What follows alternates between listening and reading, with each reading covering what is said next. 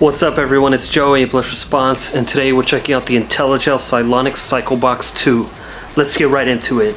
Alright, Cylonic Cyclebox. What is it? It's made by J.J. Clark of Cylonics, who later went on to design the Intellagel Shapeshifter and Rainmaker, and Intellagel ended up actually producing the Cylonics for a while before the Shapeshifter. This thing is kind of a precursor to the Shapeshifter, and in the early days of Eurorack, it was one of the most interesting oscillators around, and I would venture to say that it still is.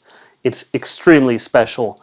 It's actually 3 oscillators at once, so you have the kind of complex oscillator layout, but you also have through zero, FM, wavetables, and interestingly enough, a digital wave folder. And the most interesting part is these flip switches, which I'll get into soon, but basically let's hear it now. For every mode you have what's called the lead out and the lag out. This is like the aux output on the plates or something. It's just a different output that has a different variation depending on what mode you have these things on. Now there's 16 different modes and I cannot remember them all for the life of me, and you won't be able to either unless you use this every day for the rest of your life. But as you can see, this mode is oscillator 1 and I have wave morphing all the way to noise. If I flip this switch, it's wavetables, and then you scan through the tables like this. And this pH2 knob's functions change depending on what mode you're in. Another wavetable.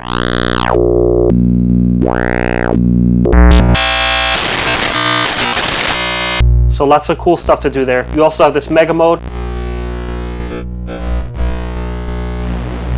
which gives you big detune, so you can get your hypersaw stuff going on. You can do mega spread here with the expander, which will detune the mega. And then you have different waveform sets here also.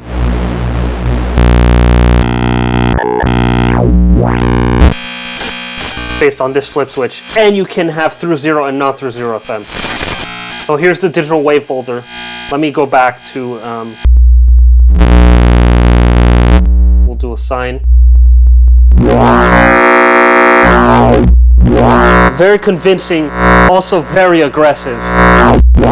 Very convincing, it sounds like a Buchla wave folder. I mean, and you have FM, proper through zero or non through zero. You get that pitch shift. So cool that they offer you both. We'll turn on mega.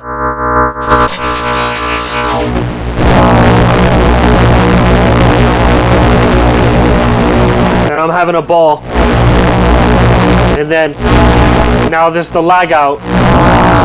Not much going on here, but if we flip up, now we're hearing just oscillator 2.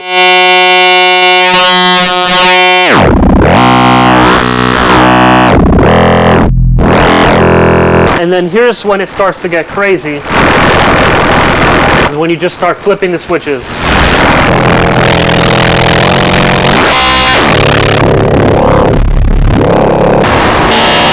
Each mode has a completely different combination. It could be anything from like weird ring modulation to logic operations on the oscillators, and bit distribution and bit flipping, and it gets out there, and it's so fucking cool. For me, it's kind of like a grab bag of weird effects. The Shapeshifter has these waveform combinations, by the way, but the Shapeshifter only has 8 modes, this is 16. And I just feel like it's so random in a way, because you never know what you're going to get just by changing that mode. Also, the function of the pH2 knob changes per mode. And then internal sync can make it a bit cleaner for you. You can shift up 2 octaves, reverse the sync.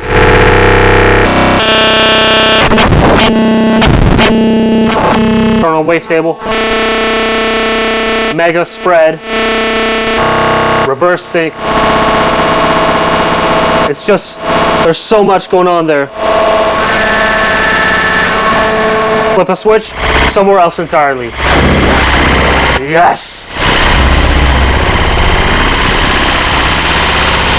And that's what I love about this thing. It's just totally nuts. It's on a lot of tracks, but the main one that comes to mind immediately that it's really the star of is the track Deathline Rupture on my album Neuroscape. That main kind of animal in the jungle sound you hear throughout the track that changes, that's the Cyclebox doing its thing.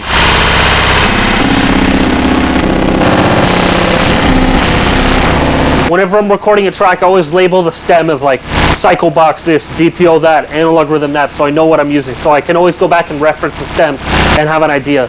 Sometimes I take patch notes as well. Funny story with patch notes, there's one track of mine on Void In, Morphic Polymer, that I made just the craziest sound, one of the craziest sounds I've ever felt I made, and I really don't remember how I did it. So from then on I started doing patch notes. But anyway, let's get a little sequencing going.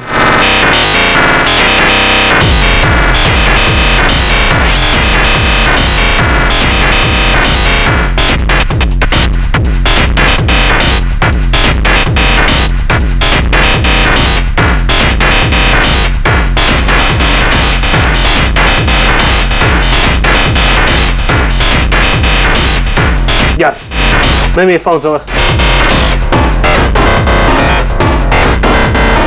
putting some LFOs in there. Let's go. Yes.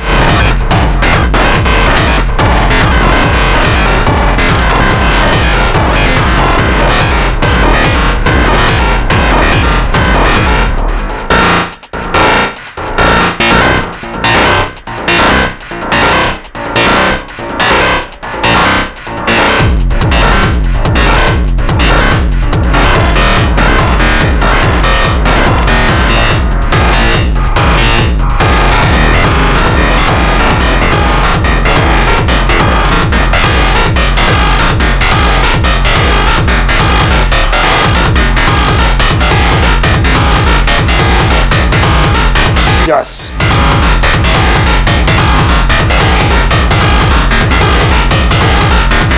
Feel like going fast today.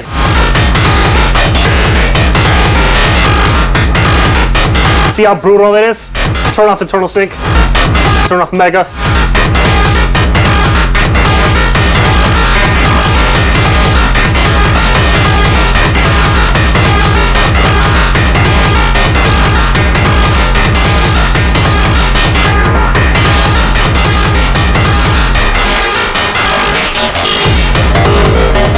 Nowadays there are like 500 FM oscillators, but you gotta understand when this came out, this was one of the only games in town. You pretty much had this and the Hertz Donut around that time, as far as I can remember. Maybe the WMD PDO was also out, which did phase distortion really, so it was still even a little different. I'm not sure if the DPO had even come out. There's definitely no shapeshifter. Now this stuff is commonplace. But now watch, we'll flip a switch.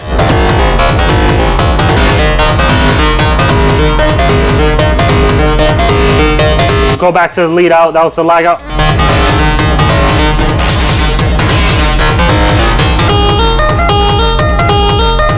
Keep flipping switches. See, like that? Yeah.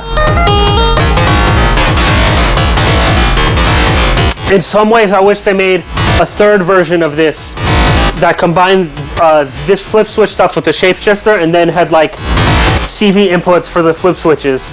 That'd be so cool to CV the mode.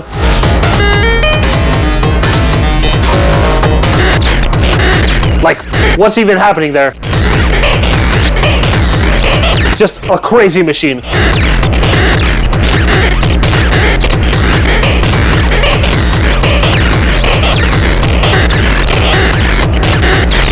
Totally freaking out.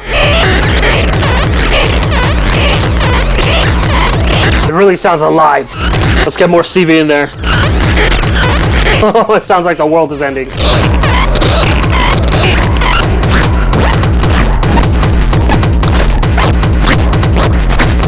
Let's try and break it.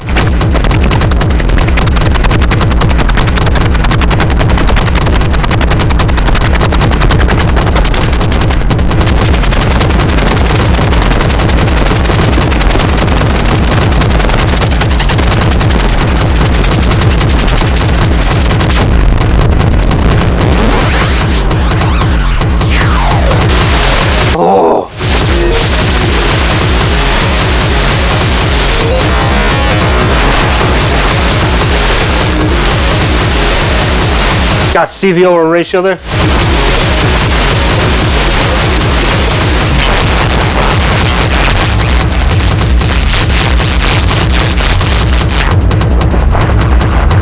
And look, see, I filtered it a bit. You got that kind of sub groove going there.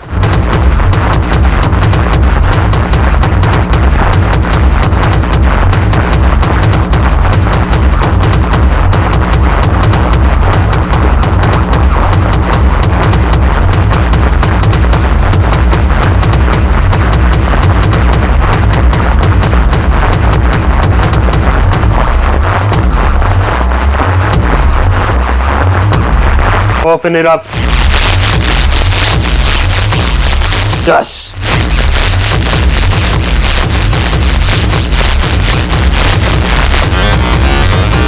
Stretchy.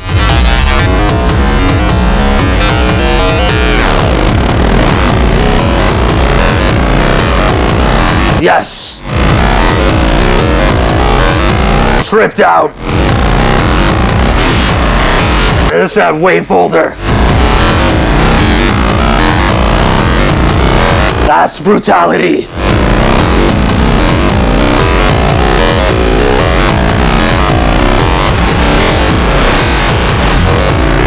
Ooh. There was something in there.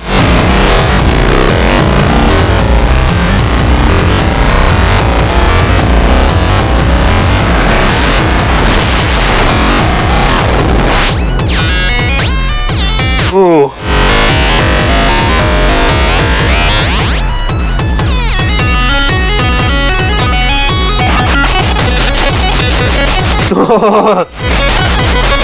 It's so pretty and so fucked up at the same time.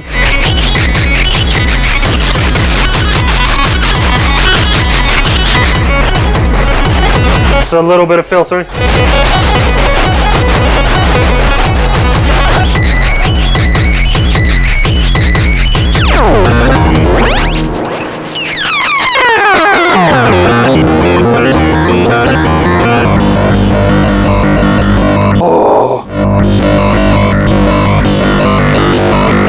That's a sound I've never heard it make before.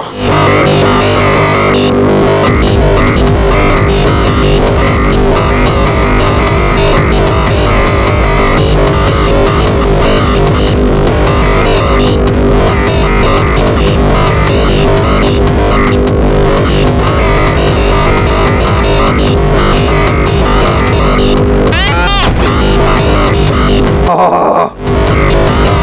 Again, totally random result. And then when I flip mega, it's like way out there.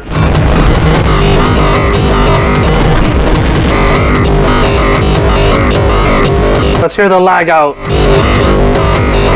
Kind of the same on this one. And then watch. Different.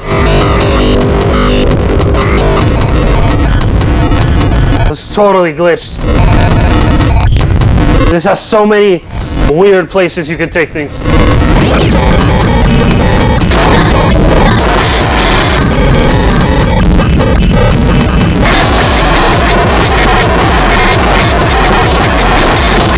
It's so wild. One of the most wild oscillators out there.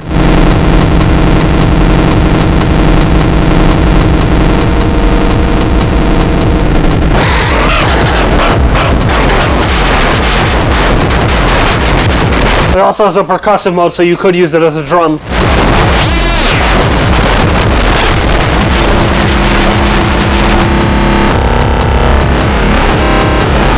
Oh. There's nothing like this one.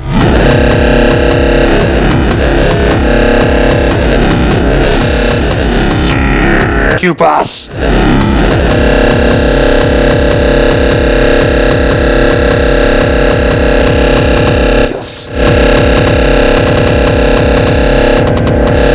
So my approach with this one is always just, oh, ah, wow.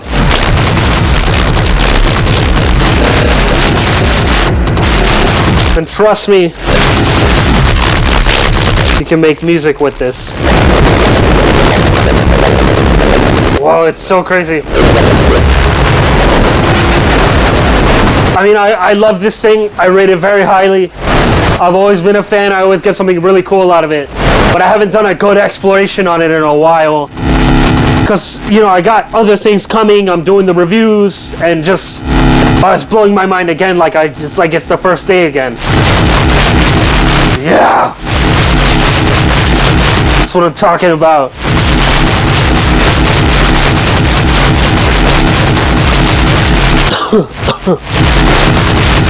So good it made me choke on my tea.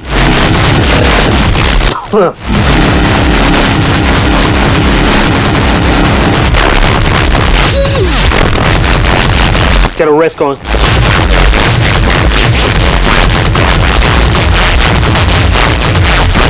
Watch, a sequence will emerge.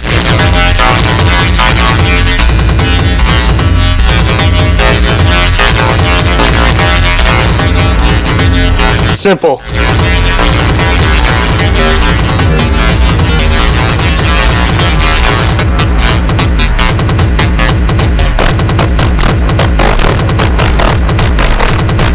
Trippy.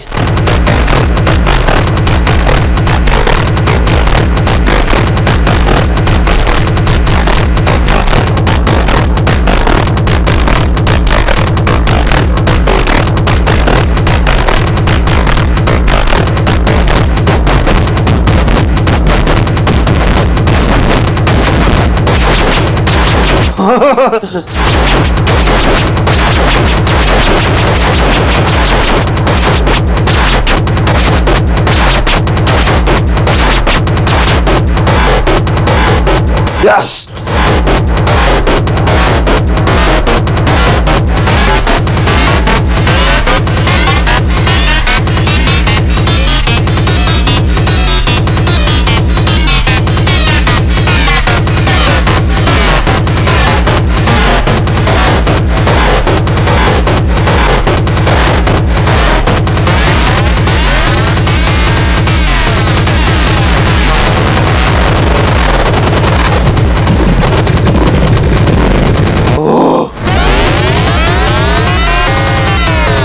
Take out that CV.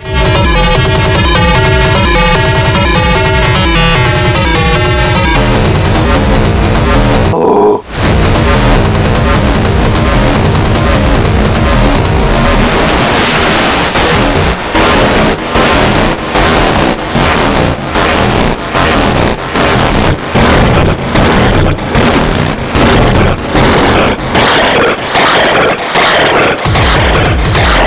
Yes!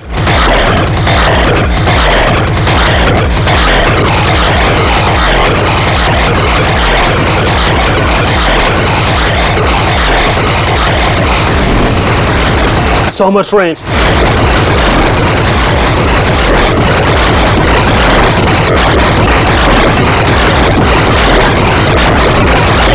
Take out the pitch.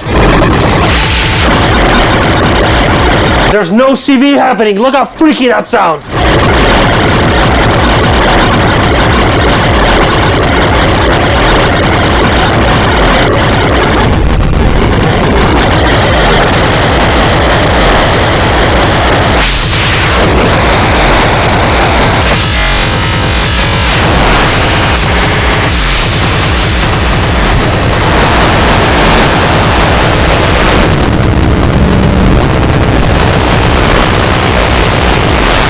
And of course, it is aggressive as hell.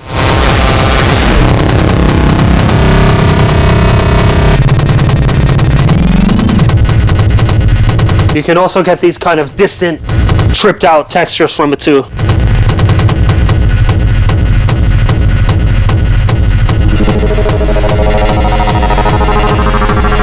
And this is literally just a drone. No pitch.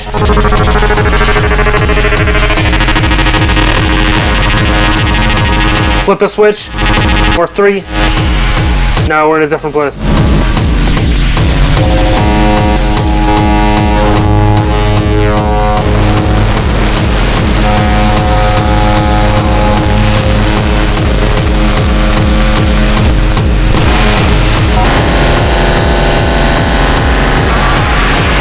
Yes!